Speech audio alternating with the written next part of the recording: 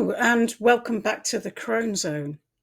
And today we reach an important milestone. We've reached the tens, and we're going to be looking at the Wheel of Fortune and the other tens from the Minor Arcana. And what we have achieved so far, or will have achieved by the end of this lesson, is 50 of the 78 cards. So that's pretty good going. We're doing okay. As I think I've mentioned, 10, when we add the naught and the 1 together, we cycle back to 1. So the tens are all about beginnings, new beginnings, about endings of one cycle, the new beginning of the next. So from your deck, please take the wheel, the 10 of swords, the 10 of wands, the 10 of cups,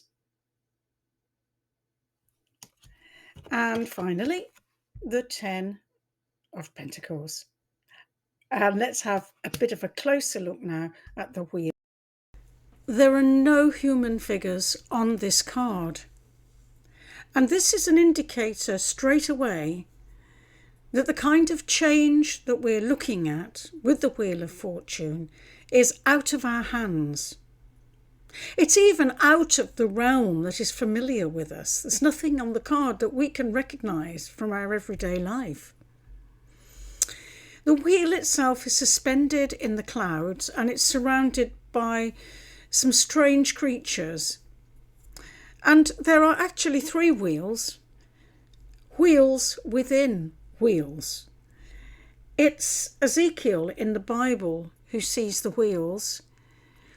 And I think this phrase, wheels within wheels, suggests quite rightly complicated, interwoven mechanisms by which things operate, the laws which govern time and change. There are some Hebrew letters on the outer rim, and these are the initials of the unutterable name of God.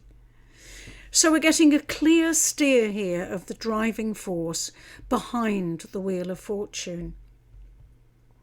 Just to underpin the card itself is the word rota, which means wheel, and tarot. So the wheel of the tarot.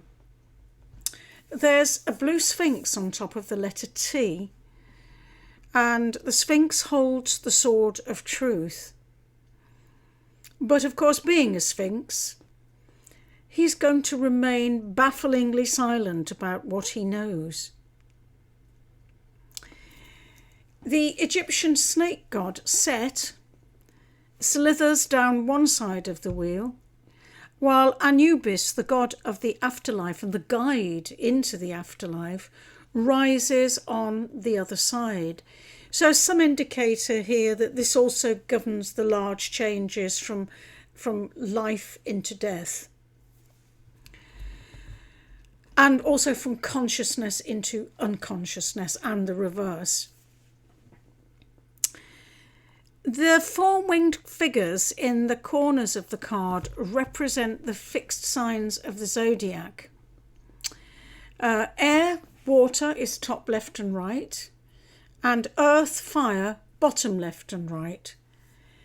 And these are the energy portals for the 4 minor suits of the tarot.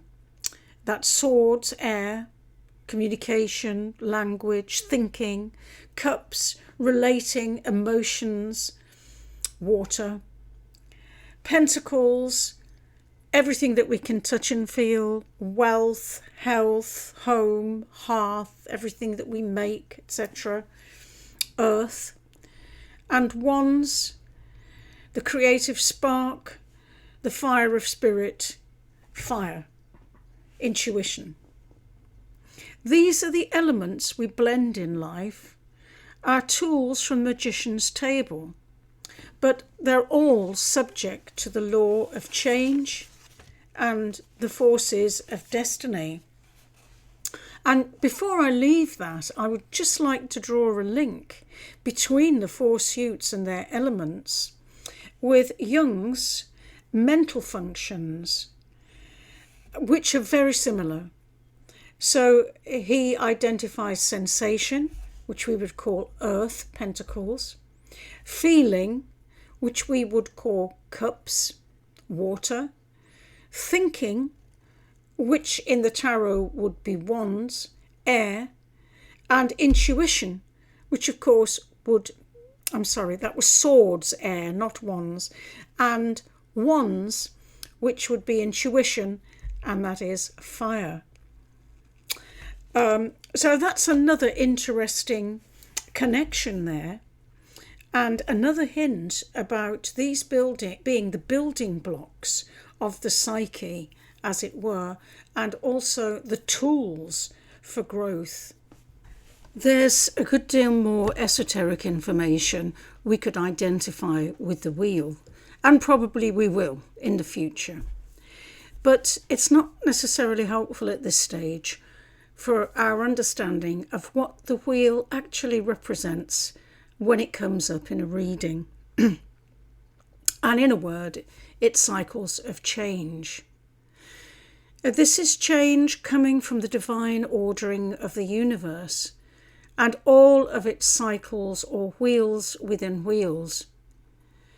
We can include in this day, breaking, progressing, becoming night, the turn of the seasons, the cycles of nature of growth and decay, the large cycles like the precession of the equinoxes, as well as all the biological changes that we will encounter in our life, from gestation in the womb until we're in our grave.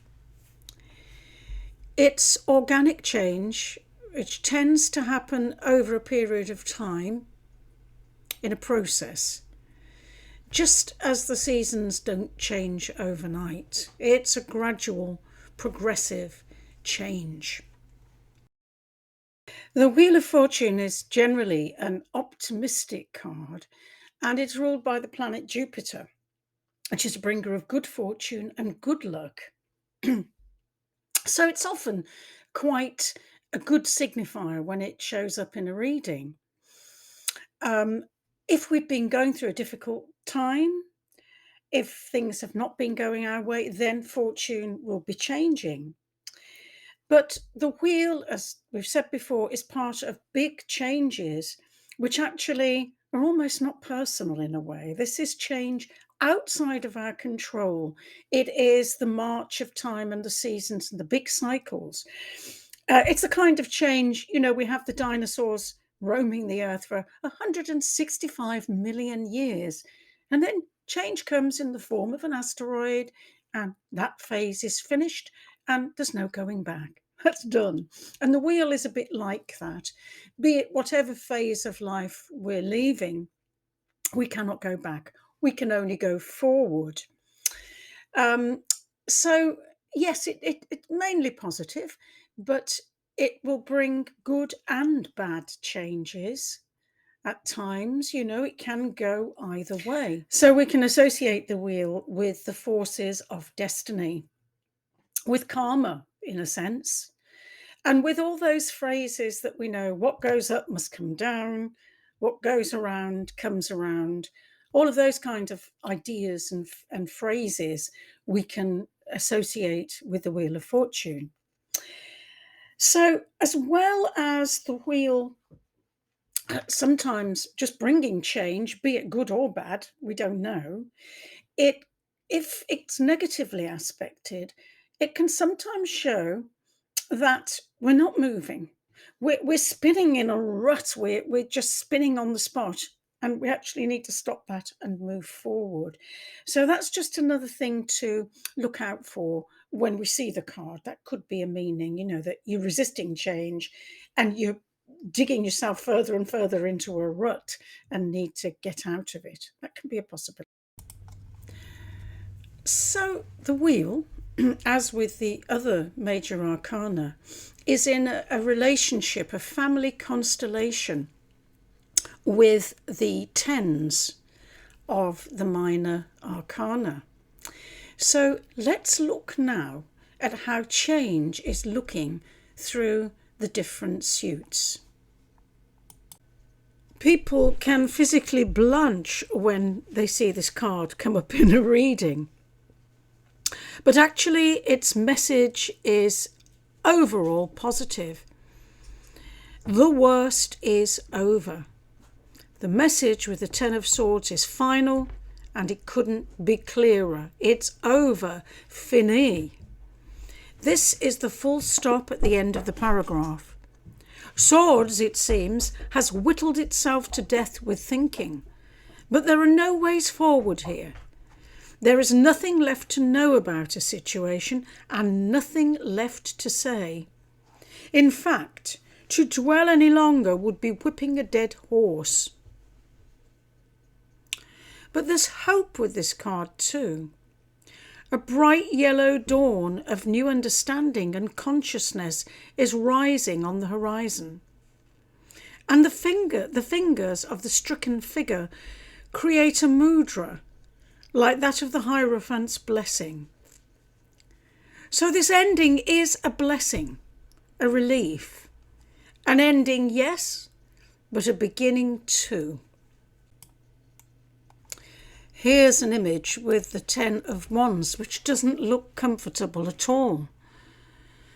This victory in gathering all those wands is looking more like a weighty burden for this figure. His field of vision is limited by the wands he carries. He is overwhelmed. Let's ponder this as the end of a cycle for the wands. If this is completion, then a new cycle is beginning. Is he going to repeat what he has done before? As things stand, this looks like the labour of Sisyphus in Greek mythology. He was condemned to forever push a boulder up a hill, only to have it roll back down again in an endless cycle. The question here then is, are there lessons to learn so that the next cycle will have a more positive outcome? Or are our wheels spinning in the mud? And if so, why? Well, it's time we saw a good ending, and this is a wonderful card to have as an outcome. This cycle has reached a happy, blessed conclusion. This is what getting it right looks like. In contrast to the Ten of Swords and Ten of Wands, this is a fulfilling and beautiful end of cycle. We see the man and woman in open-hearted gestures which seem to embrace and include all around them, and also joyful dancing children. The couple have achieved harmony in relating, and they've successfully navigated the pitfalls that can lie in wait for the lovers. There is a sense of enjoyment and gratitude here, and setting up good things for the future in the form of the children. The cups are arrayed in a rainbow, and the rainbow is the bridge between heaven and earth. So this is a time to stop and appreciate all the good things in your life right now, all the happiness and shared love. It's a great indicator of happy family life, and this is a fine foundation from which a new cycle can begin. We end with the Ten of Pentacles, and on the face of it, this is another positive card, indicative of material security, and with the added notion of passing that on intergenerationally. There is a sense of accumulated wealth with this card and abundance, abundant manifestation of which the Pentacles are able. The richly clad bearded older figure is divided from the man and woman by an arch. He has taken a step back and is observing them. So as well as being a card of money and security, this can also be an indicator of retirement. We get this sense from the older figure. So we have here another indicator of flourishing family life, particularly in the material sense. We do notice, though, that compared to the Ten of Cups, which is so open, this card can look a little weighted down and cluttered with all those pentacles. And it can sometimes indicate the restrictions on extended family members to do things like stay in the family business, or, be a member of the family firm, or stay close to that extended family and not move from them. And some of that underpinned by materiality. So what's the message here? What's to be learned as we end one cycle? What knowledge, what wisdom can we take forward to the next cycle to be more skilled in our execution in life? Well, if we look at swords, we can see that this, isn't ending well. It's ending, it's finished, but it's not so very positive. It's sort of exhausted itself. And the same can be true, or said to be true, of wands. Yes, he's got all of the wands, but he looks overwhelmed, exhausted. It doesn't look like the outcome that we dream of.